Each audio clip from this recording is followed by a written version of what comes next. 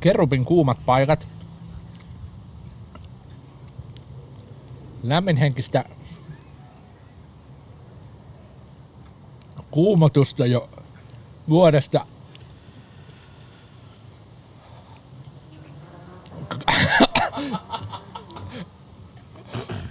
2024.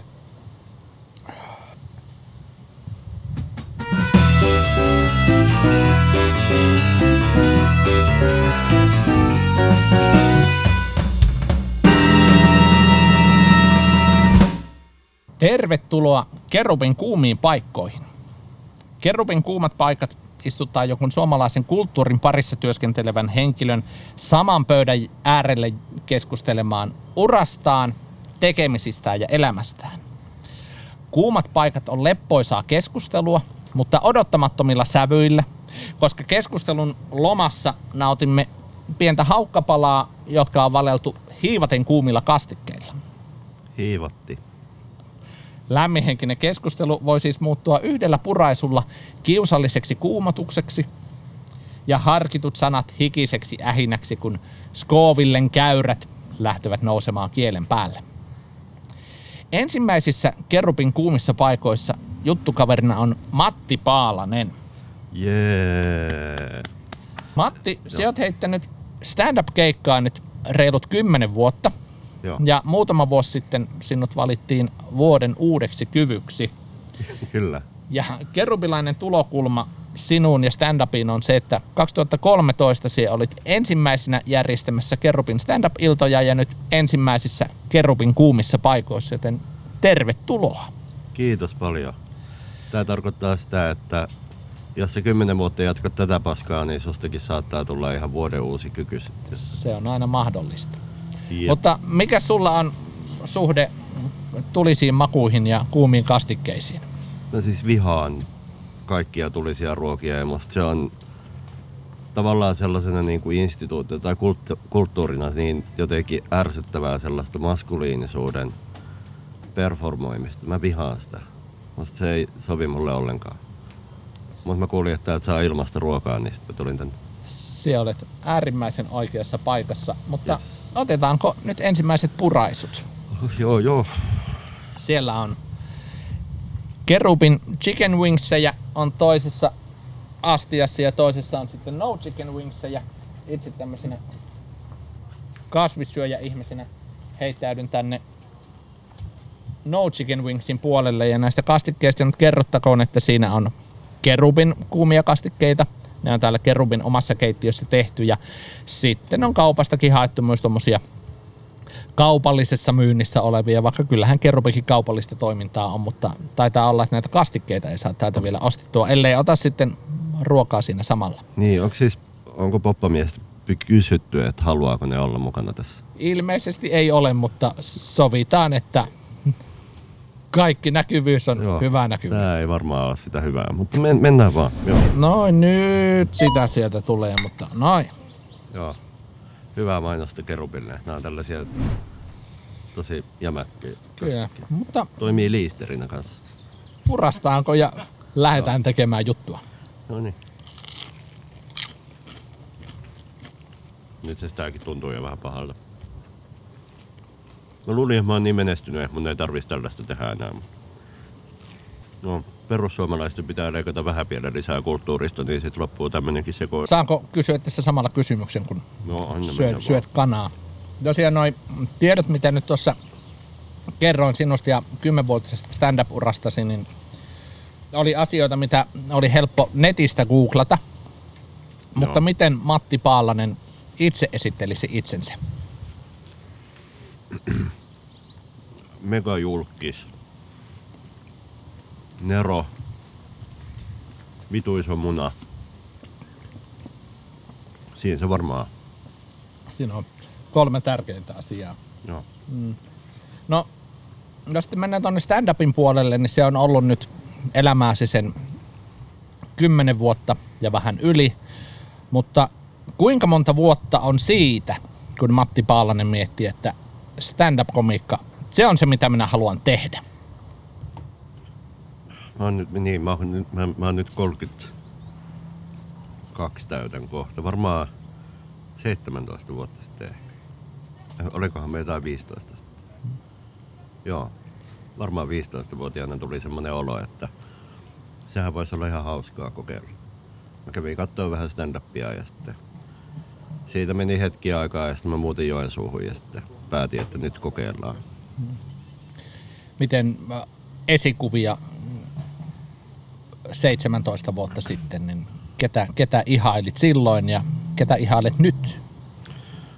Silloin alussa mä tosi paljon katsoin Ismo Leikolan videoita ja sitten kävin Sami Hedbergin keikalla ja sitten Heli Sutelan keikalla ja sitten Ida Grönlund oli mulle semmoinen niinku yksi tavallaan ehkä niinku jotenkin merkittävimmistä kuitenkin sitten Ismon lisäksi. Joo. Tällä hetkellä esikuva ei mulla oikein oo. Ei mulla ole esikuvia tällä hetkellä ihan kauheasti. Jotenkin nykyään kun katon tosi vähän stand-upia. Ei mua silleen enää kiinnosta sitä kuluttaa kauheasti. Enemmän se on tavallaan sit niinku siinä maailmassa elämistä kuin taas sellaista ihailua.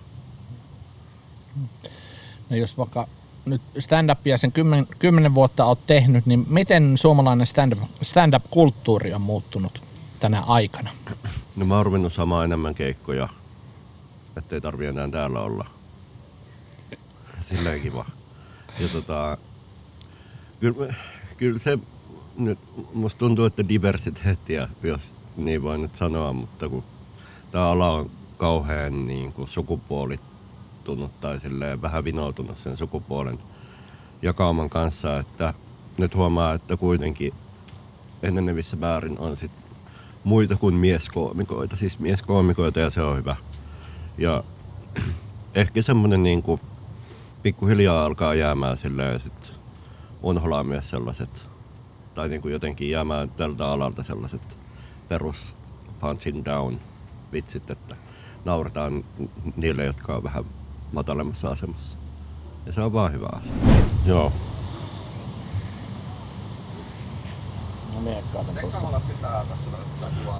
Se on paljon löysempää. Tää on. Se on medium, se tosiaan on paljon tommoista niinku juoksevampaa, mutta ehkä se on varmaan sit mitä enemmän sellaista kapsaiinia, niin sitä livakammin se tulee pullosta ulos. Joo. Eli nyt sit vaan. No.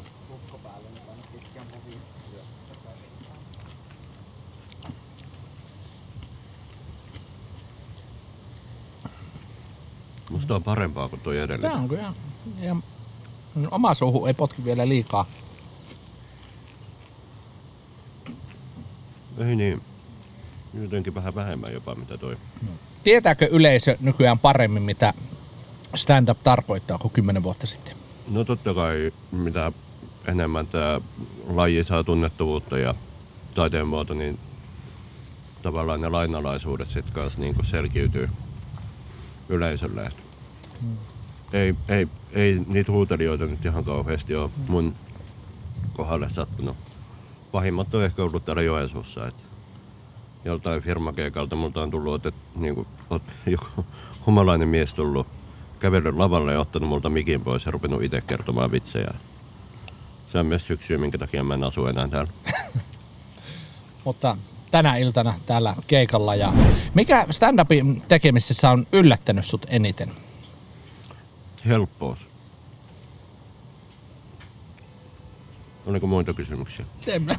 No mennään kysymyksissä eteenpäin. Niin jos Matti Paalasen lavapresenssia ajattelee, niin miten minä sinut koen ja näen, niin sä oot semmonen mukavan pelkistetty, et niin fyysinen lavamatti kuin mitä joku muu saattaisi olla. Ehkä vähän sarkastinen. Ja silloin tällöin hiippailet siellä, saako tälle edes nauraa -osastolla. Niin onko sun komiikka muotoutunut tällaiseksi ihan luonnostaan vai kuinka paljon lavamatissa on sellaista harjoiteltua roolia vai onko se ihan semmoinen arkimatti, joka siellä lavalla on? Se on muotoutunut ihan vaan luonnostaan. Alussa silloin kun aloitin, niin mä yritin olla jotenkin energinen ja semmonen, mutta kun en mä semmonen oo. Niin se jotenkin jossain välissä tuli vaan seinä vastaan ja sit mä tavallaan riisuin ne kaikki sellaiset tavallaan turhuudet siitä pois ja sit nyt tällä hetkellä musta tuntuu, että se on niinku hyvinkin lähellä sitä normaalia arkimattia. Arkimatti kuulostaa kyllä Valion huonoimmalta tuotteelta, mitä on. Se on vähän sitä, en tiedä onko Arkimatti valju, mutta jotenkin näissä kastikkeissa tuntuu se valjuus siinä. Otetaanpa taas, onhan näitä tässä. Eli se on sitä kerubin, se on jo hot. Hot plus. Et siinä jos näitä tulisuusasteita miettii, niin kerubilla siinä on tosiaan mieto, medium, sitten se on tulinen plus ja sitten on persetulessa on sitten tuo viimeinen, että katsotaan miten. Perse. Tämä on teille myynnissä ihan. Te olette ruokaravintola ja te myytte kastiketta nimellä perse. No näin minulle kerrottiin, mutta toisaalta tiedän myös sen, että näille mietitään uusia nimiä, että en tiedä onko semmoinen. Kiitos, mietitään. Onko se semmoinen perse tulessa, onko se ihan myyvä nimi? Kannattaa kokeilla tätä meidän uutta avanneburgeria. Se on maukas. Herättää ruokahalut. Mua vähän pelottaa täällä. Alkaa sieltä jo jotain löytymään. Mutta jos sitten löytämisestä puheen ollen, niin mistä siellä löydät sitten se on noin jutut? Raksuttaako sulla sellainen juttugeneraattori jatkuvasti, että tästä saa tehtyä hyvän jutun stand-up-keikalle vai? Ismo oli Joensuussa keikalla, se jätti vihon tänne, niin mä oon käyttänyt niin. Vai? No, tää on ihan kauheaa. Vai pidätkö semmosia jutturetriittejä itsesi kanssa, että menet 8 viikoksi tyhjään huoneeseen ja tuut sieltä ulos vasta, kun on viikollinen juttuja? En tarkoituksella, mutta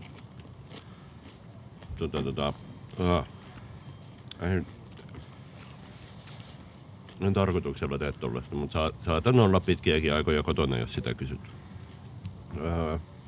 Ehkä ne tulee silleen niin kuin ihan vaan huomaamatta arjessa, ne jutut. Mutta kun semmoinen joku hyvä juttu juolahtaa mieleen, niin oivallatko heti siinä hetkessä, että tämä muuten toimii? Vai täytyykö sitä sparrata sitten kavereilla, kollegoilla, ennen kuin se uskaltaa viedä yleisö eteen? Vähän vaihtelee. Nykyään ehkä helpommin niin kuin tunnistaa itse niistä jutuista, että mitkä toimii ja mitkä ei. Yksi juttu mulla oli kerran niin kuin backerilla luin vaan uutisen ja sitten menin 5 minuutin päästä lavalle ja tein siitä vitsin ja se on nyt vieläkin aika lailla sama vitsi lavalla. Ei tullut kuolemaan. Ei. Poppamies on varmaan näissä chilikastikkeissa semmoinen kaikkien tunnetuin brändi. Onko Matti Paalanen, oletko jo brändi?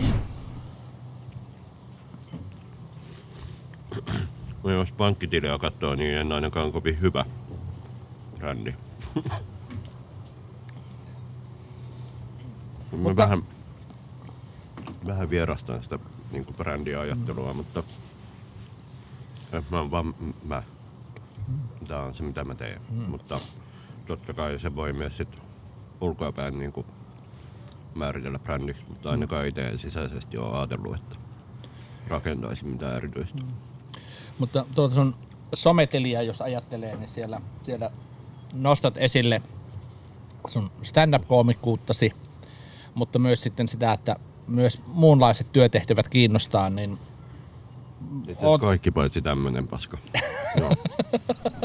Mutta se on sosiaalisessa mediassa kertonut halustasi päästä näyttelemään Salattuihin elämiin tai Sami Kurosen tilalle Temptation Island-ohjelmaan, niin onko kumpaankaan tavoitteeseen tullut vastakaikuja kyseisten ohjelmien tuotantoyhtiöiden puolelta? No temppareista ei ole tullut lähestymiskieltoa kummempaa, mutta ei oikeasti. Sieltä ei ole kuulunut mitään. Salkkareista kyllä mä pääsin käymään itse asiassa Salattuja elämiä studiolle. Mahtavaa. Tehtiin semmoinen nopea koekuvaus sinne kanssa. Mutta sanotaanko, että se meni niin hyvin, että ne sanoi, että me palaillaan. Joo. Jos sitten ajattelee, että millainen sun roolihahmosi Salatuissa elämässä olisi? Mulla on tosi vähän. Ne on kauheita. No niin, joo. Toistanko kysymyksen vai? Toista, kiitos. Eli minkälainen sinun roolihahmosi salatuissa elämässä olisi? Mun lemppari idea, mikä mulla on tullut, on se, että mä olisin Ulla Taalasmaan poika, joka on syntynyt saunaa. Ja sit se on jäänyt sinne saunan lauteiden alle. Hänellä ei ole mitään muita vaatteita kuin saunahattu ja sit silmälasit. Se on oppinut puhua vaan sellaisia saunafraaseja. Kun on kuuma. Eli, mutta hän siis olisi Ulla Taalasmaan lapsi, mutta onko Seppo isä? Ei. Se on siis sen takia, että se on jätetty sinne saunaan. Se on kesken pesujen syntynyt. Putkahtanut sinne lauteiden alle. Ja kyse on tästä Pihlajakadon saunasta. Totta kai, joo. Se on kyllä yllättävän. Et se on siellä pyörinyt sen niin kuin kaikkien näiden vuotta. Vuosien ajan. Niin, 30 vuotta ja nyt vihdoinkin se uskaltautuu ulos, kun sen sanavarasto on täydentynyt. Pikkuhiljaa kun ihmiset käy saunassa, niin siellähän se oppii. Se... Kuulostaa ihan niin kuin salatuihin elämiin sopivalta. Otetaan semmonen koekuvaus siihen henkeen, että mikä sitä sun roolihahmon nimi olisi? Sitä mä en ole vielä miettinyt. Petteri Orpo. Petteri Orpo. Joo. Eli roolihahmosi Petteri olisi Majatalo Amandassa syömässä. Se pitää vaikka, että syö tämmöisiä tulisia paloja. Ja hän olisi sanonut, sovitaan vaikka, että Nikkisen Akille. Joo. Akille on sanonut, että on Pietarsaaressa käymässä sukulaisten luona. Etkö sä Jeppiksestä ollut? Joo. Tiesin, että Pietarsaari on Jeppis. Tosi hyvä tiedustelupalvelu. Jos tarvii Venäjälle vaikka vinkkiä, niin Kerubiin kannattaa ottaa yhteen. Mutta siellä olisit sanonut Akille olevasi Pietarsaaressa käymässä, mutta nyt olet kuitenkin Amandassa syömässä ja Aki saapuu paikalle. Näen sun siellä. Ja 3, 2, sitten 1. Petteri, mitä sinä täällä teet? Oi Aki, en tiennyt, että sinäkin olet nykyään nudisti. Ja tähän kohtaan tuli siniset. Olen käynyt Pietarsaaressa, mutta olenkin täällä nyt syömässä. Ei tääkään hirveän tulista. No ei oo, siis tää on huijaus. Oliks tää tässä tää kohtaus? No tää oli tässä, se on vähän... Menikö se oli kauan, kun se käsikirjoitettu tää? Tää oli ihan varmaan 8 sekuntia. Joo. Mä olin laskenut sen varaan, että näissä kastikkeissa on sen verran potkua, että tavallaan siitä olisi tullut siihen sinisiin, olisi saanut semmoista niin kuin lisätwistiä, mutta ei tässä sitten vielä olekaan, mutta otetaan nyt eräässä suomalaisessa keskusteluohjelmassa siinä se haastattelija aina laittaa näille haastateltaville semmoisia sanaselitysjuttuja. Eli sanoo sanan ja sitten pyytää haastateltavaa sanomaan, että mikä asia siitä tulee mieleen, niin otetaan nyt vähän niin kuin samanlainen. Tää oli varmaan jotain niitä vähän tulisempia myös. Mutta kysytään se niin päin, että mikä sana sulla tulee nyt mieleen? Miksi? Mikä sanalla miksi, mikä merkitys sillä on Matti Paalasen elämässä? Se toistuu yleensä tämmöisissä tilanteissa. Joo, toi oli siis... Mä sekoitin tuota persejuttua, niin nyt se on paha. Se on perse. Mutta minkälainen paikka... Mene taakse.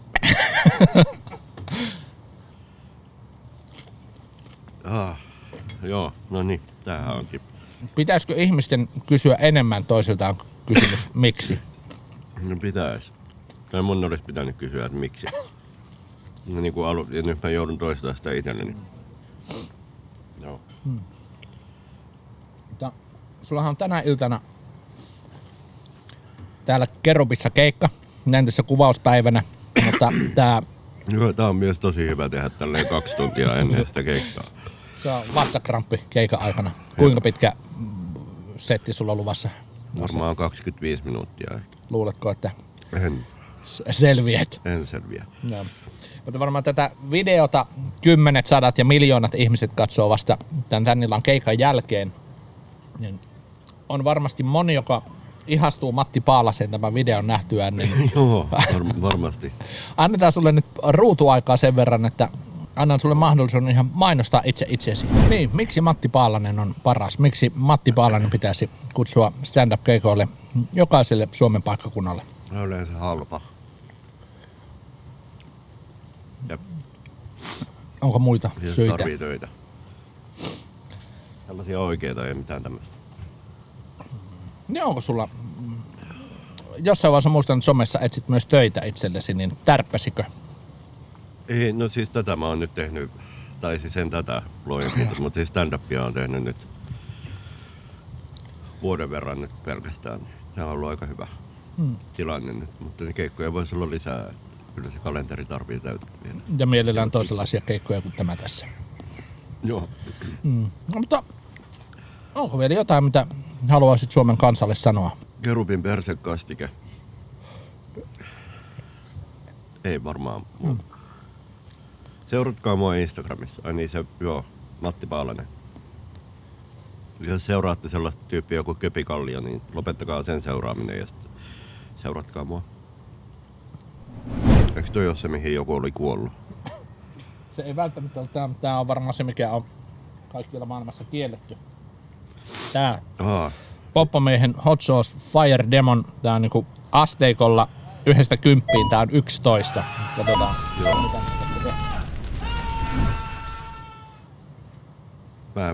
Mua jännittää.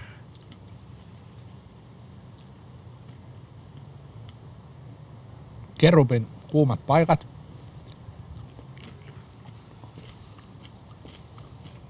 Lämminhenkistä kuumotusta jo vuodesta tuo.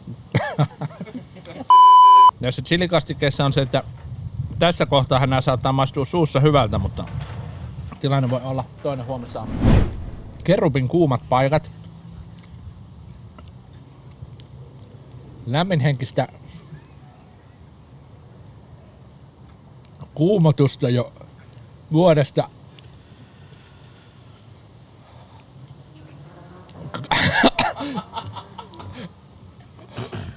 2024.